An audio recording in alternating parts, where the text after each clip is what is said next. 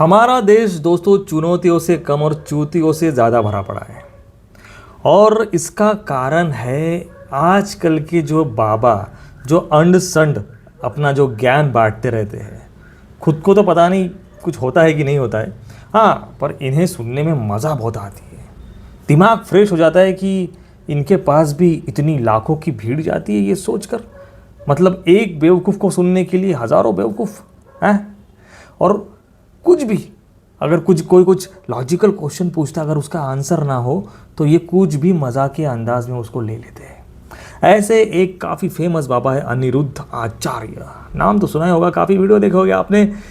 क्या आपने वो वाला वीडियो देखा कि जब कोई पूछता है कि भगवान की तो दाढ़ी क्यों नहीं आ रही, उस पर उठपटांग उत्तर देते हैं? सुनिए।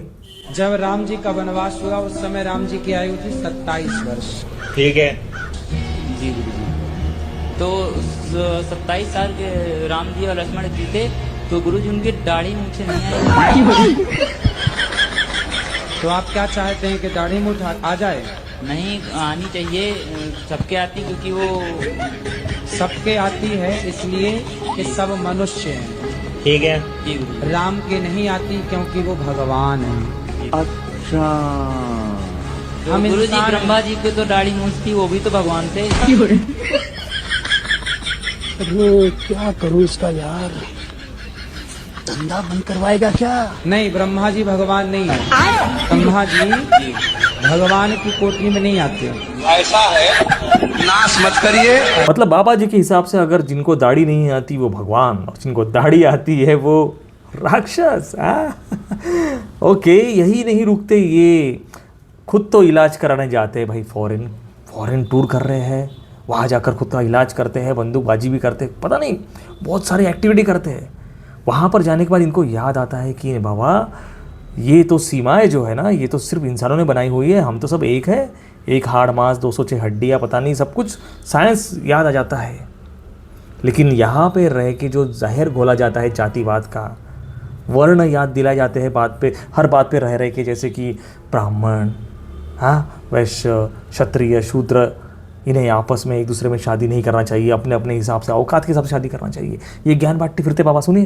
देखिए ये लाइन है, ये सब हम इंसानों ने बनाया है कि ये अलग देश है, ये अलग देश है, जबकि ईश्वर ने तो सबको इंसान बनाकर भेजा है। सबका रक्त लाल, सबको वही आँख, सबकी वही हड्डियाँ, सबके शरीर में 206 हड्डियाँ। ब्राह्मणों का विवाह ब्राह्मणों में होना चाहिए, क्षत्रियों का विवाह क्षत्रियों में, वैश्य का विवाह वैश्य में, शूद्र का विवाह शूद्र में। यदि ब्राह्मण का विवाह ब्राह्मण में ना होकर किसी के साथ हो जाता है तो उसकी जो संतान होगी वह वर्णशंकरी कहलाएगी। वह संतान आने वाले भारत के लिए नुकसानदायक है। बताओ, ये वही बाबा है जो खुद का इलाज कराने फॉरेन जाता है और यहाँ पर लोगों को बोलता है कि अगर आपको संतान की प्राप्ति करना है तो गाय को गेहूं खिलाओ, फिर उसका जो गोबर निकलेगा, जो उसमें जो गेहूं के थोड़े बहुत कण रहेंगे, उसको पीसो, उसकी रोटी बनाकर खाओ, आपको संतान की प्राप्ति होगी। इसकी माँ का ये कौन सा साइंस है? अरे मैं सही झूठ नहीं बोल रहा, सुनो। संतान की प्राप्ति हो जाएगी। ऐसा मैं आप क्या कहना चाहेंगे? गाय के गोबर का जो गेहूं है उसे धुलकर खाओ तो संतान की प्राप्ति होगी, क्या है आपके साथ? देखिए, पुरानी किताबों में तो बहुत सारी ऐसी बातें हैं जो मिथ्या है, पहले उनकी रघुवंशम को आप मिथ्या कह रहे हैं। आज सारी ये बातें, महाकवि कालिदास की बातों को आप मिथ्या कह सारी देंगे? बातें साबित हो चुकी है। आपने पढ़ा रघुवंशम? हाँ, रघुवंश पढ़ा है, संस्कृत भी पढ़ी है। आप ये कहकर मत डराइए कि रघुवंश पढ़ लिया तो आप ज्ञानी हो गए। रघुवंश हमने पढ़ा है। आप बाबा सुन तो लीजिए, आज ये प्रमाणित हो चुका है कि स्त्री और पुरुष के मिलने से बच्चे पैदा होते हैं, गाय का गोबर खाने से बच्चे पैदा नहीं होते हैं। ये सभी लोग जानते हैं। सबको बच्चा पैदा होना चाहिए, सबको बच्चा पैदा होना चाहिए, किसी को ऐसा क्यों पैदा होता है? आपके भक्तों से पूछ लीजिए बच्चा उनको कैसे पैदा हुआ। अच्छा ये बताइए, आपने कहा कि स्त्री पुरुष के मिलने से बच्चा पैदा होता है, तो सारे स्त्री पुरुष तो मिल रहे हैं, फिर भी क्यों बच्चे पैदा होने की? इसलिए जनसंख्या बढ़ रही है, इसलिए हम 150 करोड़ हो गए हैं। अरे भाई, फिर ये केस क्यों है कि गाय का गोबर खा के नहीं हुए हैं 150 करोड़? ठीक है, बात तो सही है। कि आपकी ज्यादातर बातें ऐसे लगती है कि चुटकुले सुना रहे हैं आप, तो आप चुटकुले ही सुनाइए, समाज को भ्रमित मत कीजिए, क्योंकि आपने केवल चुटकुले सुने, पूरी कथा सुनी। कई लोग गंभीरता से ले लेते हैं। ये 70 और 17 का क्या मतलब है? ये एक चुटकुला है। अभी हम कोई बात कहेंगे तो आप कह रहे हैं आप बचपने की बात कर रहे हैं, और आप तो बचपने से भी नीचे चले गए हैं। इस बाबा की बातों पर हंसी भी आती है और विचार भी आता है कि ये लोगों को कितना बेवकूफ़ बना रहा है, और लोग कुछ सीरियस होके ये सब कर भी रहे हैं। और जब कोई उसे पलट कर जवाब देता है तो इस बाबा का पेशेंस लेवल भी हिल जाता है, ये चिड़चिड़ा जाता है, बौखला जाता है ना। और इसी बाबा के और संगत में आके और चुटके पुटके बाबा बाहर निकलते और वो बाबा हिंदू राष्ट्र बनाने की मांग करते हैं। हाँ, हिंदू राष्ट्र तो बनाना है हमें, लेकिन हिंदू को हिंदू नहीं समझना, इंसान को इंसान नहीं समझना। इसकी भी बात सुनिए। भारत को हिंदू राष्ट्र बनाना चाहिए। हाँ, बनाना चाहिए। बढ़िया। दलित के यहाँ पूजा नहीं कर पाते? नहीं, लोग करा रहे हैं। सुनिए, आप करवाते हैं कि नहीं, हम नहीं करवाते। नहीं आप दलित के यहाँ खाते हैं कि नहीं खाते। तो दलित क्रिश्चियन है कि मुस्लिम है? वो तो है हिंदू, लेकिन थोड़ा तो सा भारत को हिंदू राष्ट्र बनाने की बात कर रहे हैं, उसके बाद कर रहे हैं कि हम दलित के यहाँ पूजा नहीं करवाते। देखिए, थोड़ा सा समाज से भी बचना पड़ता है, जाना। अच्छा ठीक है, समाज की बात मान लिए, दलित के यहाँ घर जाइएगा, खाना नहीं खाइएगा, नहीं, पैसा देगा तो लीजिएगा? पैसा तो ले लेता है, पैसा लेकिन ले वो लेंगे। करता है तो लेने का बात दूसरा है। जो मंदिर में आता है उसको भी बाबा अच्छा, संडेश्वर के मंदिर में कोई आया दलित, आपको कुछ खाने के लिए देगा तो खाइएगा कि नहीं, हम लोग नहीं खाते। नहीं, संडेश्वर के मंदिर में अगर पैसा देगा तो लीजिएगा? ले हाँ, लेंगे। पैसा भी लेते हैं, काहे बोले पैसा नहीं लेते हैं। पैसा जो है शादी ब्याह कराते तो लेते भी हम लोग। ये वही लोग हैं दोस्तों जो गाय को माता, बैल को बाप, भैंस को मौसी, सारे रिश्ते नाते जोड़ के रखते हैं, लेकिन फिर भी गाय को राष्ट्रीय पशु बनाने की जब बात आती है तो दुबक के चुप्पे बैठ जाते हैं। इनको हिंदू राष्ट्र बनाना है, इनको आरक्षण नहीं चाहिए, आरक्षण हटाने की मांग कर रहे हैं। 3000 सालों से खुद आरक्षण खा रहे हैं, हर जगह बैठे हुए हैं, सिर्फ 3% लोग, वो चल रहा है। लेकिन पिछले 70 सालों से किसी गरीब को आरक्षण मिला, जिसे आपने अछूत समझा, उसको आरक्षण दे दिया, वो तुम्हारे बराबर में आके क्या बैठ गए, तुम्हारे तो जल के खाक हो गया। जो दिल्ली की जंतर मंतर पर जाके बैठे और वहाँ पर भी जाके जातिवादी फैला रहे हैं और कह रहे हैं कि आरक्षण खत्म करो। अबे आरक्षण अगर ख़त्म करना है तो सबसे पहले जातिवाद भगाओ, जाति हटाओ, ये जातंकवाद का जो गंदी सोच है ना वो हटाओ, आरक्षण खत्म हो जाएगा। अरे हम खुद आपको आरक्षण हटवा के देंगे भाई, हम भी आपको सपोर्ट करेंगे। आजकल साला फैशन हो गया है कि जिसको अपना नाम चमकाना होता है, मार्केट में आना होता है, तो वो बाबा साहब के बारे में गलत सलत बकना चालू कर देता है। जैसे कि ये देखिए, वास्तविकता इतिहास की यही है कि संविधान का जो निर्माण है वो BN राव साहब ने किया है, ना कि अम्बेडकर जी ने। गवर्नमेंट तो ये भी कहती है कि अम्बेडकर ने संविधान बनाया, नहीं बनाया उसने, नहीं बनाया, BN राव ने बनाया। संविधान लिखने वाले एक ही थे, उनका नाम था प्रेम बिहारी नारायण रायजादा। हाथों से लिखा था भारत के संविधान को प्रेम बिहारी नारायण रायजादा ने।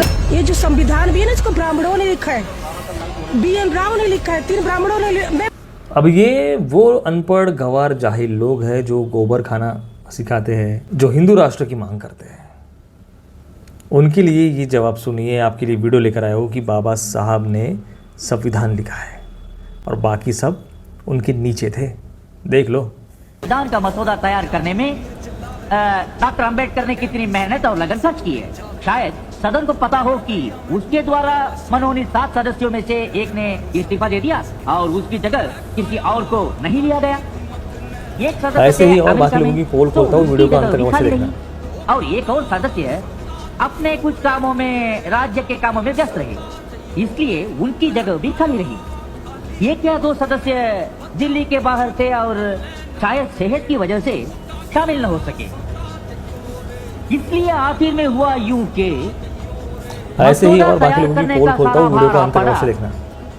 डॉक्टर अंबेडकर पर, और मुझे कोई शक नहीं कि हम सब उनके अनुग्रहित हैं। मुझे जो भी श्रेय दिया जा रहा है वो मेरे अकेले का नहीं है, इसका कुछ हिस्सा जाता है सर BN राव को, जो कि हमारी इस सभा के संवैधानिक सलाहकार हैं। ऐसे ही और बाकी लोगों की पोल खोलता हूँ, वीडियो को अंत तक अवश्य देखना। संविधान का कच्चा मसौदा तैयार किया, इस श्रेय का कुछ हिस्सा उस ड्राफ्टिंग कमेटी के सदस्यों को भी जाना चाहिए। सारे ब्राह्मण ऐसे नहीं होते। आपको बता दें कि हमें ब्राह्मणों से नहीं, ब्राह्मणवाद मतलब ब्राह्मणवादी सोच से तकलीफ है, नफरत है। देखिए ये ब्राह्मण भाई क्या कह रहे हैं। मैं खुद एक ब्राह्मण हूँ, लेकिन अभी इंडिया का हाल ऐसा है कि 60 to 70% ब्राह्मण्स इंडिया के वो नॉनवेज खाते हैं और फिर भी सुबह सुबह उठ के पूजा करवाने जाते हैं। तो मुझे ऐसा लगता है कि अब इंडिया में ब्राह्मण का ही हक नहीं बनता है सिर्फ पूजा करवाने का। मतलब मंदिर में अगर कोई पूजा करवा रहा है, ये इसका ये मतलब नहीं कि वो ब्राह्मण ही होना चाहिए। और किसी भी वेद पुराण में ऐसा नहीं लिखा हुआ है कि ब्राह्मण ही मंदिर का पुजारी होगा। ब्राह्मण नहीं, विद्वान मंदिर का पुजारी होगा। और अभी भी वो संस्कृत का एग्जाम होना चाहिए, चाहे कोई भी वर्ण का हो, कोई भी कास्ट का हो। अगर वो संस्कृत वो पास करता है एग्जाम तो उसको मंदिर का पुजारी बनना चाहिए। मुझे ऐसा लगता है, और ये चीज़ अब आप पे छोड़ता हूँ, ये मैं सही सोचता हूँ या नहीं। तो सुना दोस्तों आपने, अगर आपको आरक्षण हटाना है तो सबसे पहले जाति हटाइए, जातिवाद हटाइए, ब्राह्मणवाद हटाइए, उसके बाद आप आरक्षण हटाइए। सिंपल। कैसी लगी दोस्तों आपको हमारी ये जानकारी, गोबर खाने वाली, गोबर की रोटी खाने वाली? हमें कमेंट में अवश्य बताना। और हिंदू राष्ट्र कैसे बनेगा आपको तो पता है, वो उसके बारे में भी कमेंट में अवश्य बताना। चलो मिलते हैं नेक्स्ट वीडियो में ऐसी किसी इंटरेस्टिंग टॉपिक के साथ। तब तक के लिए आप सभी को दोस्तों नमो बुद्धाय, जय भीम।